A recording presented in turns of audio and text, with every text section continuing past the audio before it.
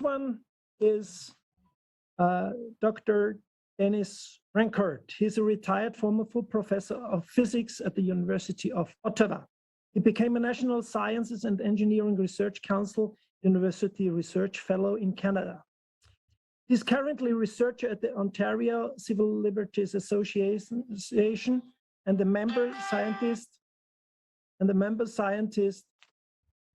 at PANDA, Pandemics, Data and Analysis. He has published over 100 research papers in leading peer-reviewed scientific journals in the areas of physics, chemistry, geology, material science, soil science, and environmental science. He has done industrial application research on the technology of filtration, and this is important, with applicability to filters such as face masks. His scientific impact factor is 40, and his articles have been cited more than 5,000 times in peer-reviewed scientific journals. He's an expert in statistic analysis methods, mathematic modeling, and measurement methods. Dr. Rancourt, in addition, is a frequent media commentator. His recent video interviews and reporting videos about the science of COVID-19 epidemic and the science of face masks for preventing viral respiratory diseases have been viewed more than 2 million times in both French and English. Today, he's going to address us in English, I hope. So, Dr. Rancourt, the floor is yours. Okay, thank you. I can't seem to find how to share my screen. I've got permission, but anyway, let me just introduce. Maybe I won't use slides because I see a screen there, but it's not the one I want to show, and I'm trying to put my screen. Anyway, I can't seem to. I've got U control screen. Well, I'm really sorry about that, but I cannot get my usual menu to put up my PowerPoint, and I just can't get my computer to, oh, there it is. Okay, now where the heck? No, that's something else. Okay, well, we'll forget about the slides then. I'm really sorry about that. The work I wanted to tell you about today is all-cause mortality. Now, I've been studying all-cause mortality in great detail and for many countries, and it's important to look at all-cause mortality because it's not reliable. The mortality that's ascribed to a viral respiratory disease is not reliably ascribed. You need full autopsies and things like that to achieve that. And so that's why you look at it. Now, a pandemic, it has two fundamental definitions, parts of its definition. One is that it basically occurs everywhere because it's presumed that there's no prior immunity. So it does not respect jurisdictional boundaries. A pandemic will not respect country boundaries or boundaries between a province in Canada and another province and so on. That is not possible. Yet we see these very clear signs of mortality changing dramatically from jurisdiction to jurisdiction. And I wish I could have showed you my diagrams, but I can't. But that occurs. And the other big thing about a pandemic is that it causes many deaths. Pandemics are believed and have been stated in the scientific literature repeatedly that they should cause between 5 and 50 times more death than a usual viral epidemic in a given region. So you have to be able to see it in the all-cause mortality. There has to be an upsurge. Okay, so when you look at all-cause mortality by time, as per week, on a per week basis or per month basis or per day basis, what you find are very regular humps in the wintertime in northern latitude, northern hemisphere, mid-latitude countries, and then a trough in the summer. Now, the troughs are very regularly occurring on a smooth curve, typically linear on a decadal time scale, whereas the peaks at wintertime are very erratic. They can be higher some years, lower some other years. The shapes can be different and so on. Okay, but the pattern is always very regular, and it always corresponds, the winter burden, the integral under that peak always corresponds to between, at least since the 60s, to between 5 and 15% of total yearly mortality. And so when you have a pandemic, you're supposed to rise above that, and we don't see it. I've looked in detail at France, Canada, Many European countries, we don't see it. And what we see is an integrated mortality that is the same as usual. So at least in Canada, we can say a pandemic has not occurred. However, if you look at the functional shape of that all-cause mortality, like on a per day or per week basis, what you find is a very sharp peak that has a surge immediately after the World Health Organization announced its pandemic on March 11, 2020, and asked everyone to prepare their hospitals. And so that's when many governments locked down the old folks' homes, did not treat the old folks, did not allow them to get out if they got sick to be treated, and so on. And there is an immediate rise at this very late stage in what is normally the winter cycle of these extra deaths due to viral respiratory diseases and the co-bacterial infections and so on. So there was a very sharp rise that lasted 2 months, a half width of 1 month.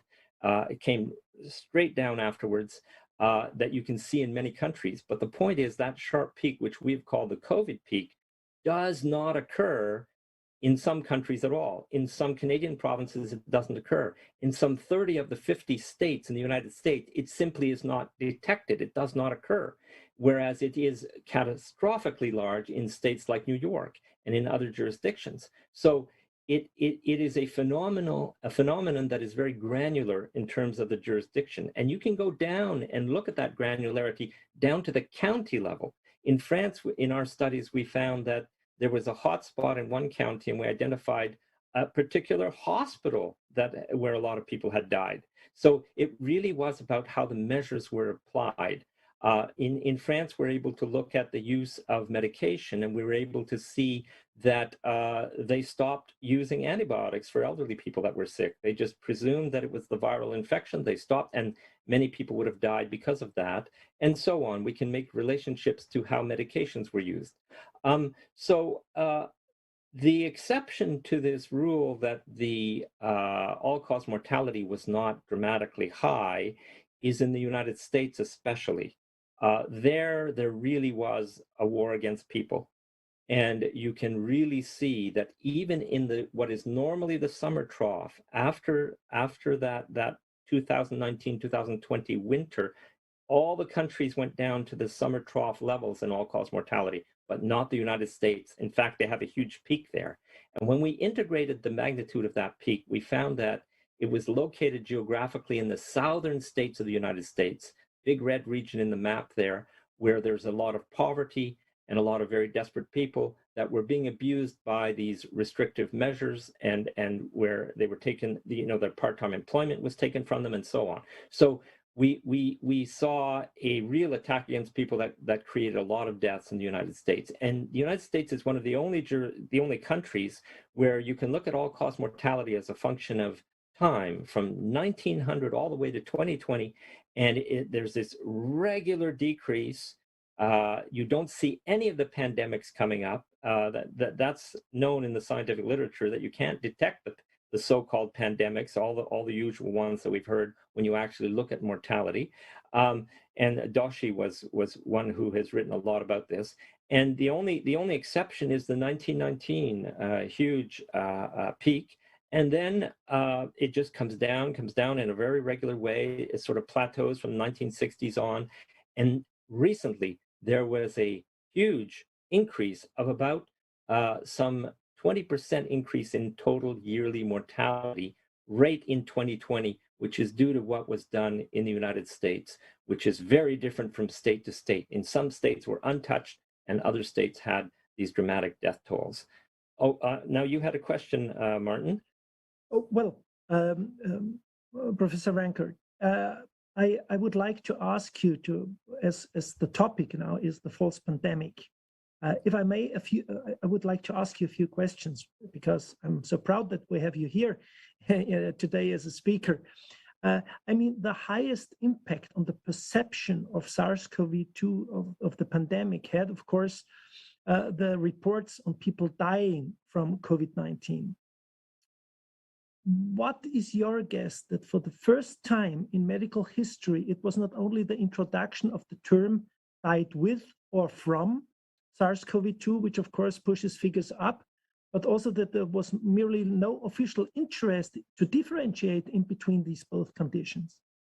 Yeah, no, that's clear. That's one of the big problems is that there's extraordinary bias in attributing the cause of death, especially when you want a single cause of death, and in the midst of a media frenzy where you're talking about a pandemic. This has been known since the beginning of epidemiology. It is a major problem, and the way that we resolve that problem is to look at all-cause mortality. That's specifically why you look at the detailed, robust data of all-cause mortality and look at the features, the variations, jurisdiction to jurisdiction. You can do it by age, you can do it by sex, you can do it by region.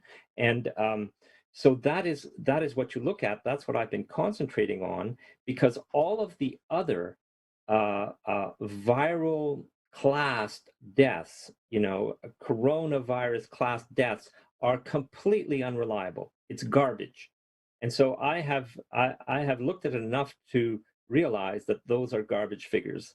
And so the best thing to do is to ignore them and to look at hard facts.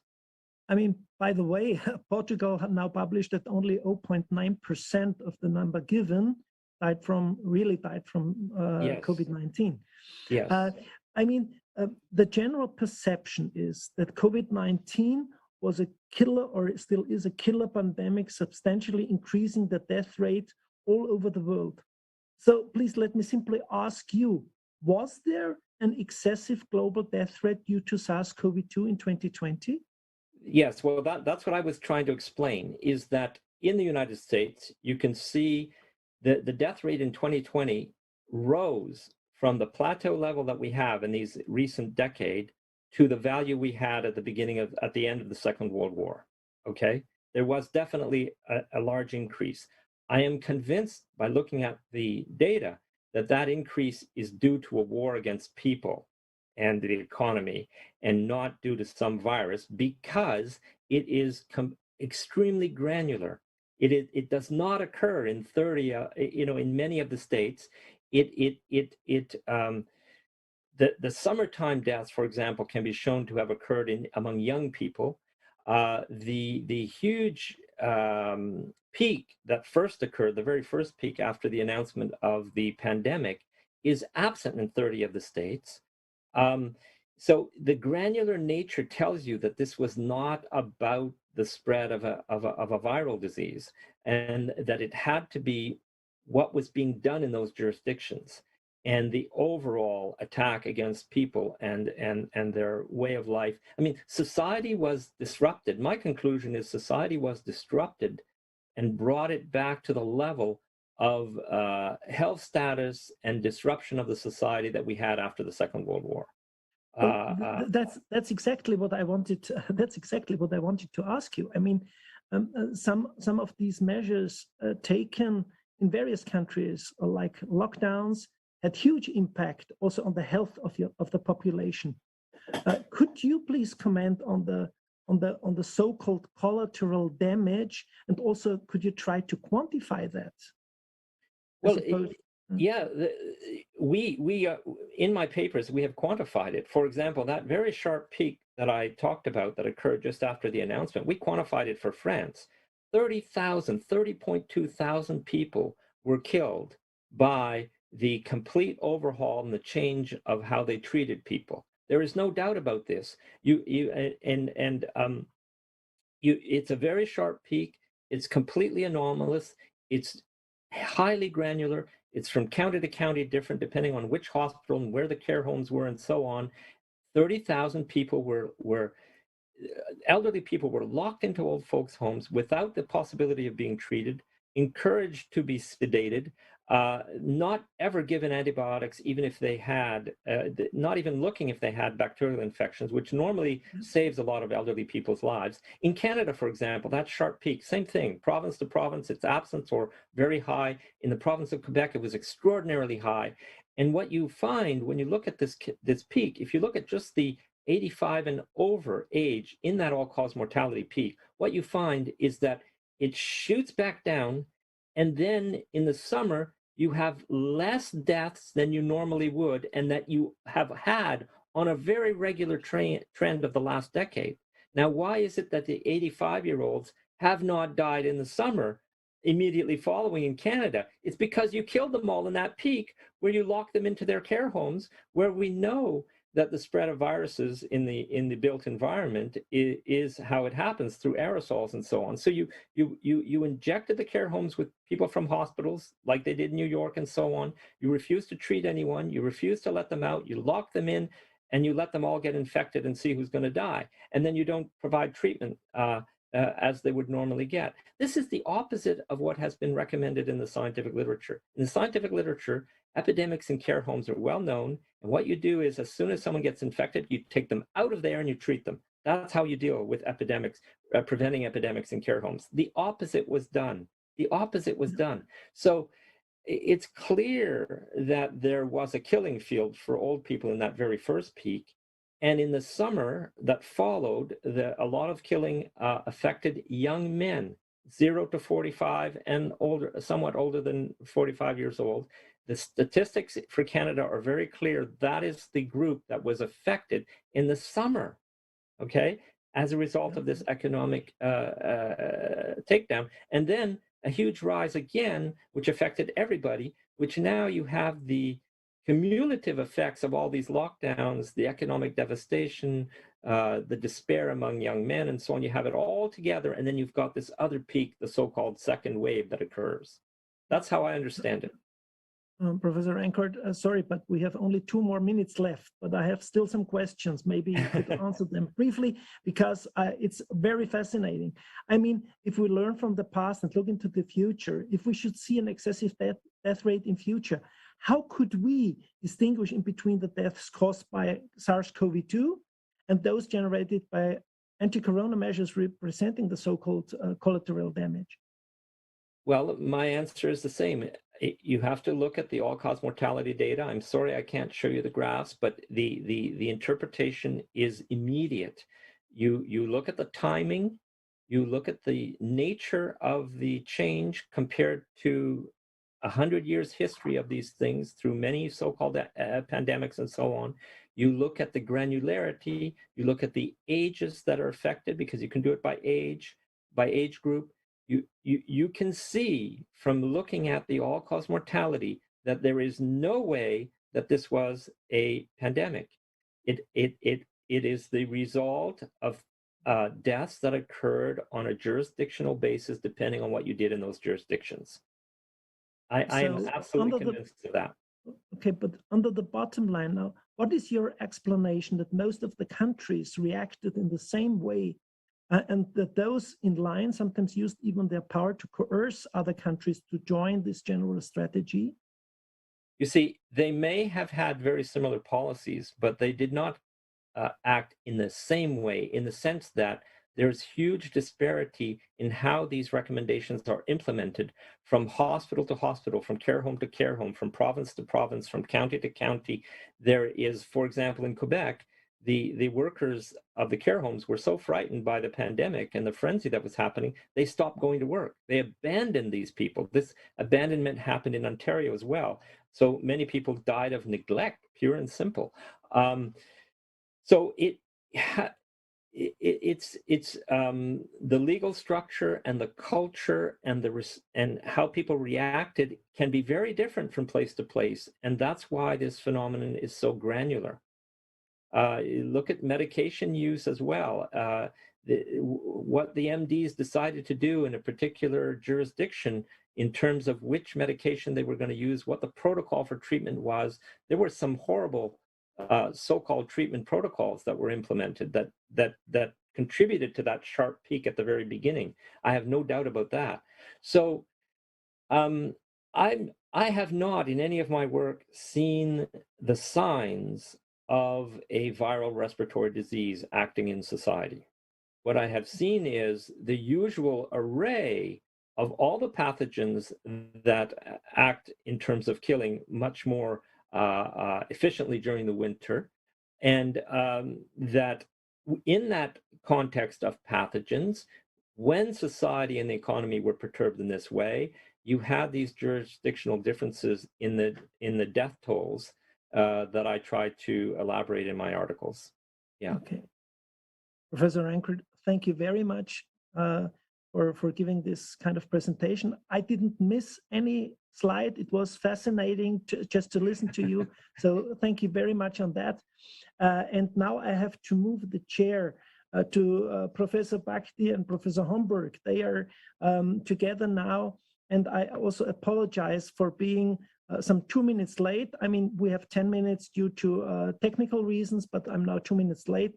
But I would ask now Professor Bhakti to take over for the next presentation on the fatal lockdowns. Thank you very much.